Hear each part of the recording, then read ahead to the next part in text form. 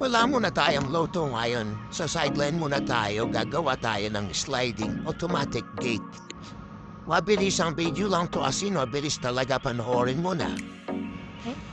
Ito yung huling tulak bago maging automatic tong mabigat na gate na to. Tingnan natin kung maganda ba ang kalabasan. Ang purpose nga pala nung sliding automatic gate natin para hindi ka nababa na sasafel ko sa filing, dadating ka sa bahay mo. Lalo na pag umuulan para less hassle.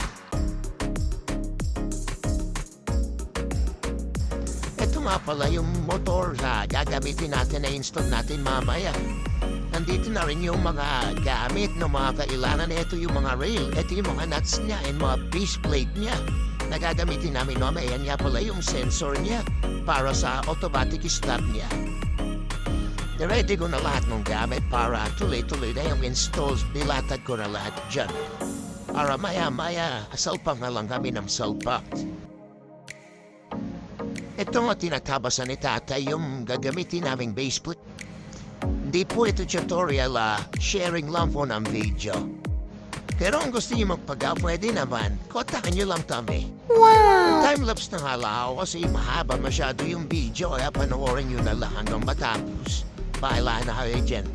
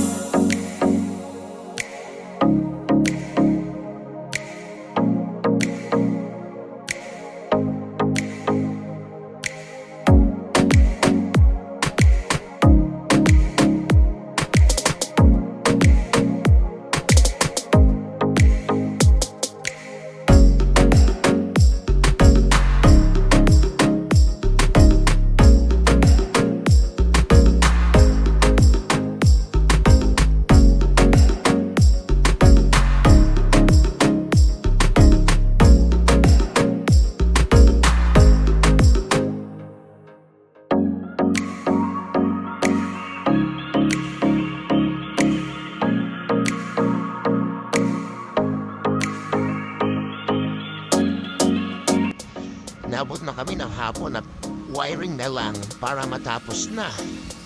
Para matesting na din, nag-wiring na dito si tatay. Nahigpitan po na din lahat ng mga tornilyo kaya mamaya pagkatapos si tatay mag-wiring testing na kami.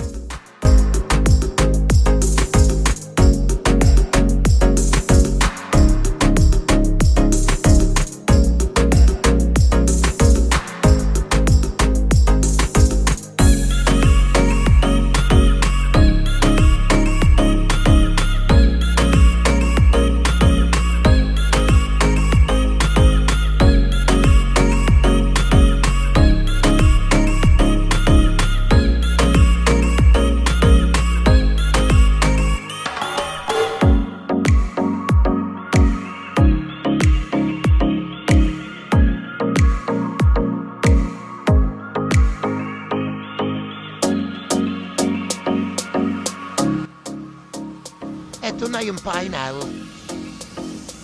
O diba, pagka ganyan ang gate mo, para hayayamanin. Kahit wala man ng marahin, walang mayaman dyan pagka ganyan ang gate mo.